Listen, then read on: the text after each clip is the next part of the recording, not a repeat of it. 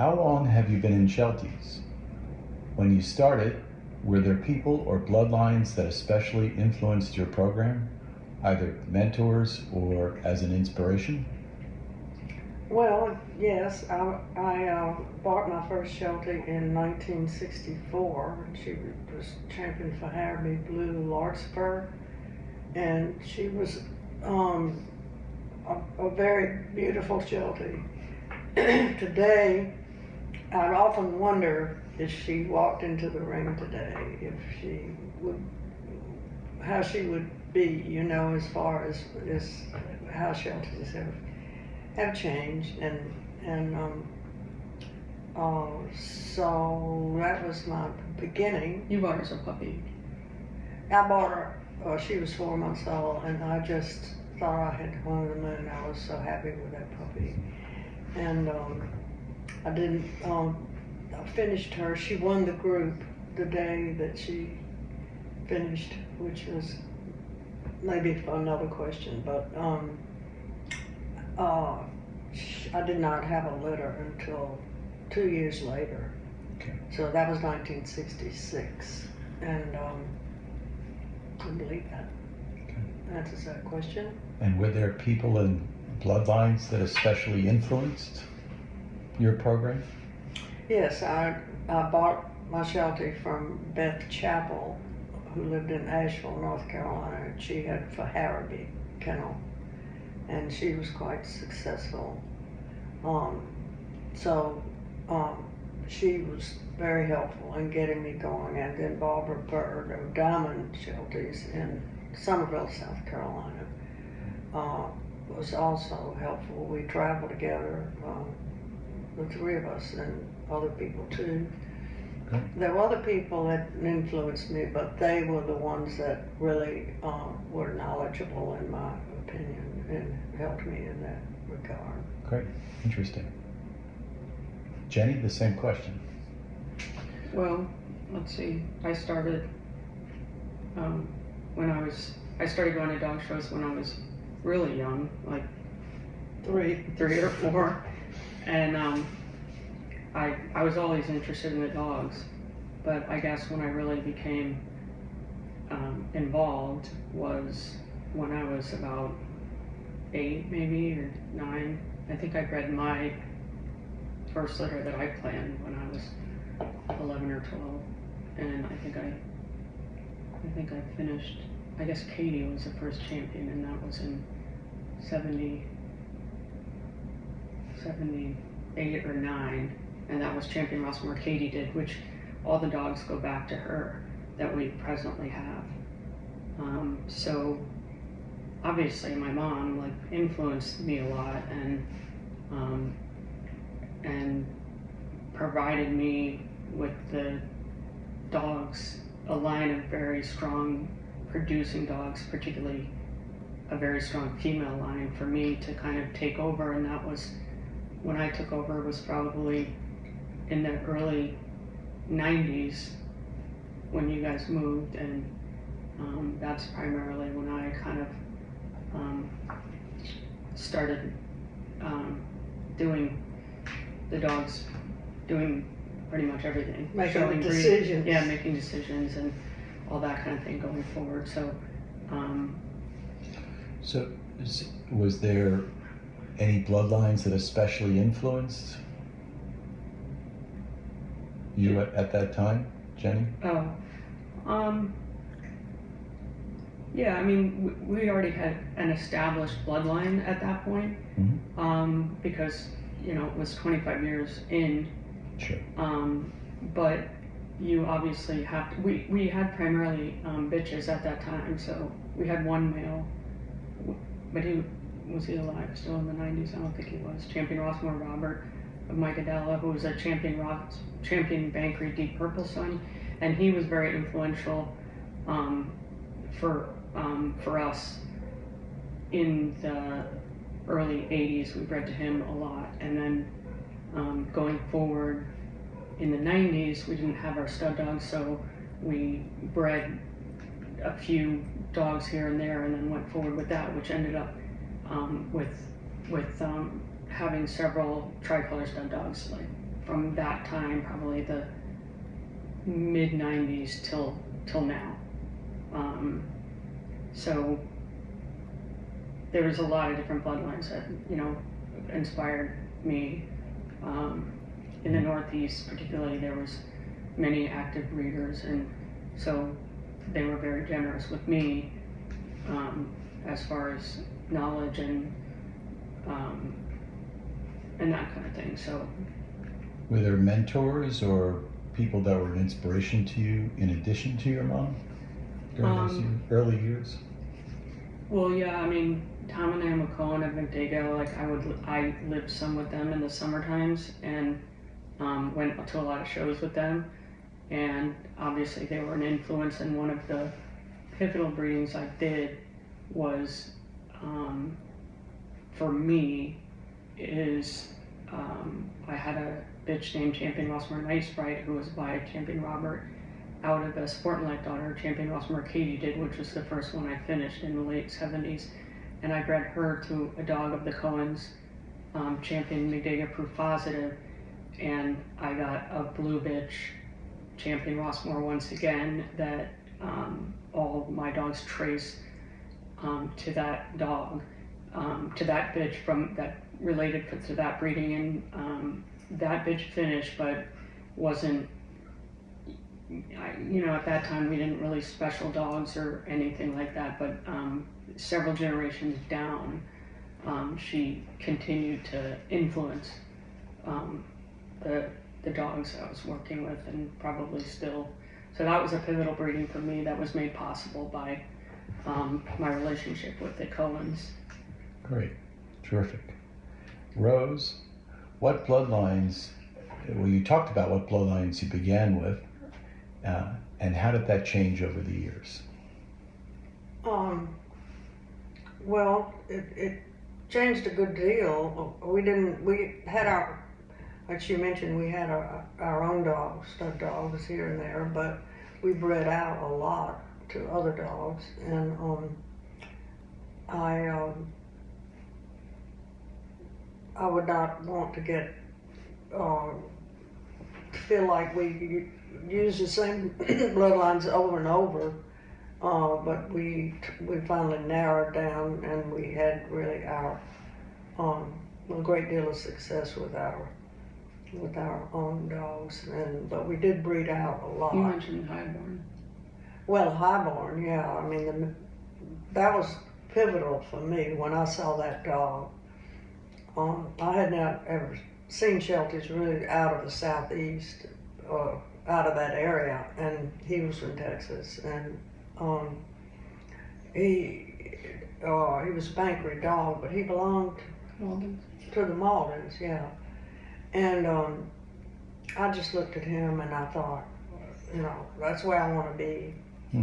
And it changed a great deal, my thinking, because I think I'd always had something kind of in my mind, but I didn't see it till I saw Highborn. So how did that create a unique line of Shelties? Well, then I knew what I was looking for. Can you describe? I mean, I wasn't looking for a carbon copy of Highborn, but I just I was learning a lot along the way with a few seminars, and the detail of the dogs was not clear in my mind until a good bit into the 70s, really. So it's a work in progress always, and you should be. Were there certain qualities or pivotal dogs aside from Highborn that were the most important to your breeding program? Yeah, I don't know. I have to think if I have anything that goes back to him. I've had Clemson Tiger, Barbara Bird's dog, Yeah. Diamond's Clemson Tiger, and he was by He's by Robert Bruce, I think, right? Yeah. Diamond's Robert Bruce. But I don't know. I would I would have to consult my history book. Sure. Okay, we're going back a couple of years. A few years, yeah. And Jenny, what bloodlines did you? How has that changed over the years? Well, I think what's unique in terms of today, how today's younger breeders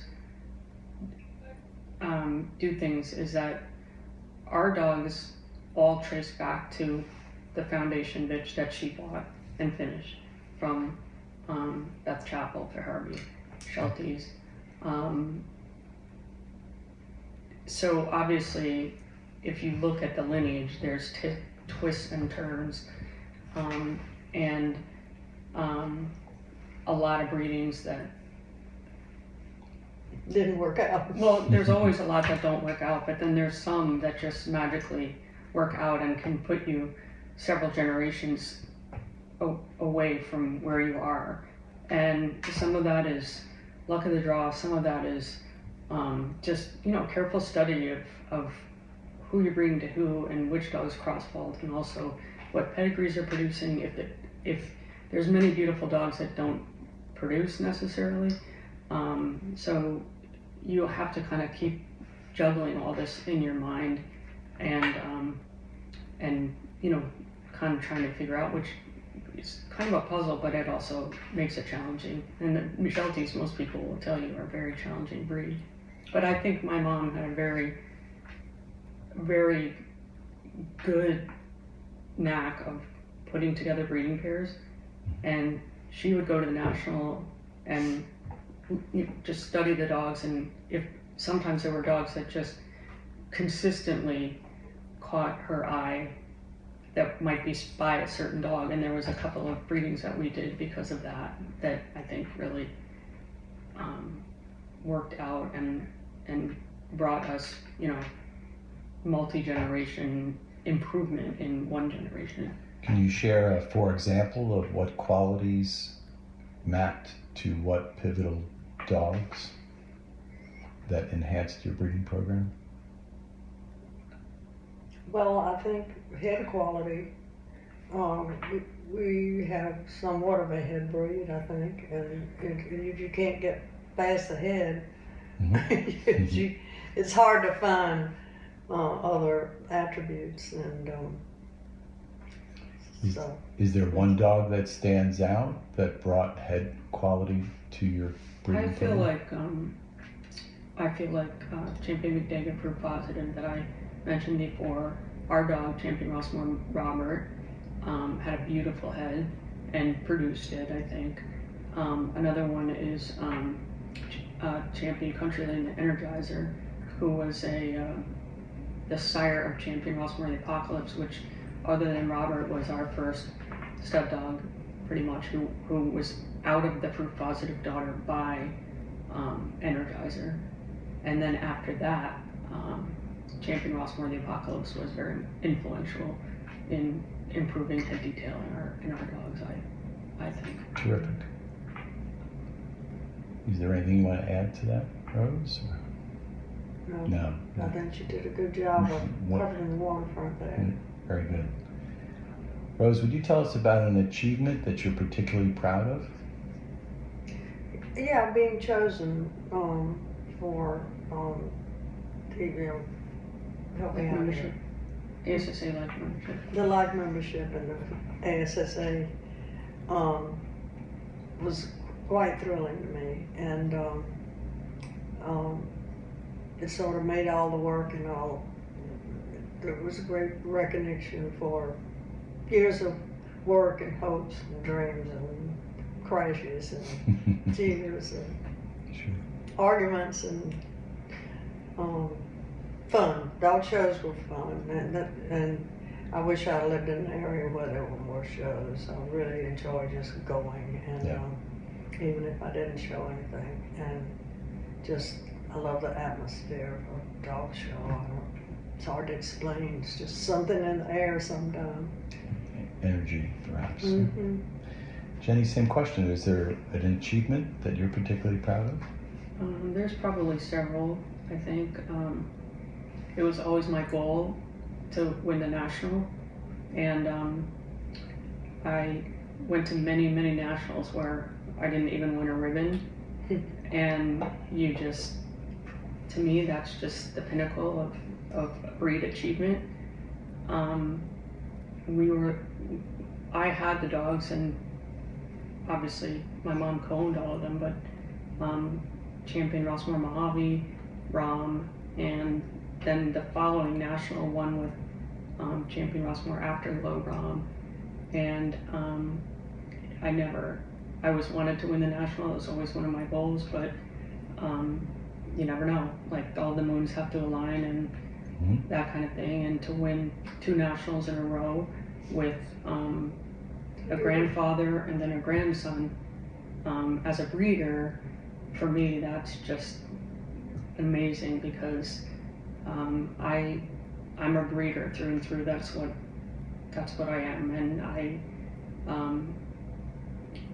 I just get pleasure out of raising puppies and looking at the potential and having your initial potential be fulfilled is because of all the heartache that happens with Shelties going oversized, or their teeth, or just not working out. And Shelties change so much more than a lot of other breeds. Winning the national to me is just with a breeder owner handler and generations of breeder owner handler dogs behind that is amazing. And the first year when I won the national with Mojave, I was also awarded life membership that year. So obviously that was a very special national, and I think we're the only mother-daughter life members of ASSA, either in the past or now. I think. I think so too. So it's just a longevity thing, and we worked together. Well, she worked alone, then we worked together, and then I kind of took over, and luckily we were able to continue to improve and be competitive, because the world of dog shows changed quite a lot. But also, it's skill, it's luck, and it's just love. Yeah, and love of dogs. The love of it. Yeah. Oh yeah. Yeah. So love of it and the joy of winning. I have to say, it's very joyful to win. But there's usually more losing. Yeah.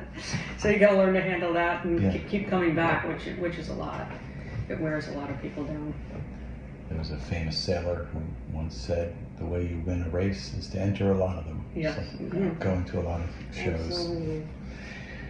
Rose, is there one achievement that stands out and that you're particularly proud of? Well, You did. I'll reiterate that it meant a great deal to me to be chosen. Of course. To get the life membership, and I've worked very hard, and Great. don't work so hard anymore if I don't have to. My daughter does it all. It's wonderful. Great. Is there one dog that stands out in your memory? Of ours, Yes. or now, either past or present. Both. Either. So, is there one dog past or present that stands out in your memory?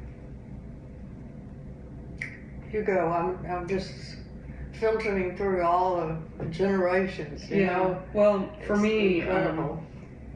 I had a bitch who was very, very special to me and very inspirational to me, champion Rosmoor Rapture. She was by champion Acrane's Artemis by Barkley, I hope I'm getting that right. Rom out of champion Rosmoor the Epiphany, who was an Apocalypse daughter. She just, from the minute she was born, had a glow about her, and she was best of opposite at the national. I can't even remember when it was in Perry, Georgia, probably 2000. I don't remember. But anyway, I won my first group with her, and she was just very special, very inspirational to look at every day of her life. To me, she looked beautiful, and I was able to get a very, very special dog from her that was a very solid producer, Champion Rosmoor Protocol Rom. So to see generations from that, but that dog was very inspirational to me, and luckily I've been able to get beautiful descendants from her. Also, Champion Rosmoor Afterglow is her grandson, and also a very inspiring dog. Great. So you got more than one, but That's okay. Rose, same question. Is there one dog that stands out in your memory? Tell us. Not so much one. I think I already mentioned, of course, Highborn. And then there was a dog that I had for a while that I had on lease from Barbara Bird, Diamond's Clemson Tiger. And I bred to him, and I'm not sure I ever had anything from him. If not, I probably had grandchildren. Honey was down from him, I think. Honey? Yeah, maybe so. Yeah. Or Rosmoor Honeydew. Was then bred to Sport and Life. Was bred to Champion Romaine Sport and Life. Oh yeah. Produced Champion Rosmoor and Katie did, which is a 3 champion litter. Yeah. But Katie did was the one that that follows through with us, and she's behind everything that we have. So, and for our dogs, who was here? Well, I was going to say all of our dogs go back to the original 2, really, the Champion for Harrowby, Blue Larkspur that I've already mentioned, and then one that I got from, the next one I got after her was Rosmoor Breakhour Bonnie, and she was not by today's standard a very attractive Sheltie. She was she was sound, and she was, she certainly had attributes, and she was a champion. But all of our dogs go back to those 2 bitches. Interesting. Is there anything else you'd like to add to the conversation? I think we've about covered it. We can look at the future. I think the future is going to be bright for Rosmoor. I have every hope and good feeling that it will continue. And Jennie is excellent. Her skills are excellent. Her intuition is excellent. It will continue to be a top kennel assortment as long as she wants it to be. Sure. Jen, is there anything else you'd like to add to the conversation? Just that what I learned the most from my mom, I think, is that she was never kennel blind, and I think that's so important. And once you kind of go down that road, it's hard to recover, and it's impossible almost. And as emotional as we both are about our dogs, as far as being pets and everything, you have to separate that from what they are as Shelties. You can't fall in love with a dog that's not what you're wanting to do going forward. I mean, you can fall in love with that dog, but not in a way that you necessarily have to blend that dog into your breeding program. And to me, you know, a lot of things that I don't see newer breeders doing is constantly reevaluating their puppies. I mean, you pick one at 10 weeks, it looks like it's going to stay in size, it looks like, its head's going to be a certain way, its eye, its balance and outline and all that, and then, sometimes at 8-10 months it's just not that one anymore, which is upsetting. But you have to be like steadfast as a breeder and make a decision that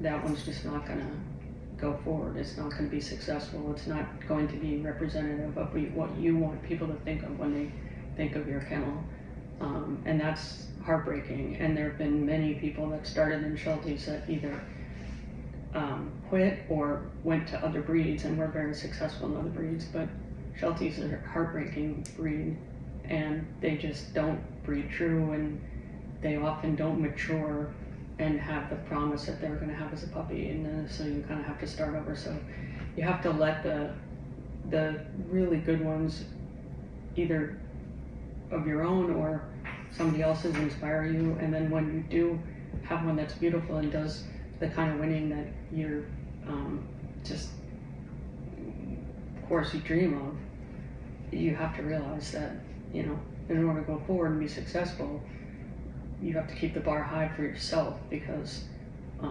it's really hard to, it's a hard thing to do, to separate the emotion from the actual animal. But I think in order to be successful in Shelties, at least, that's crucial.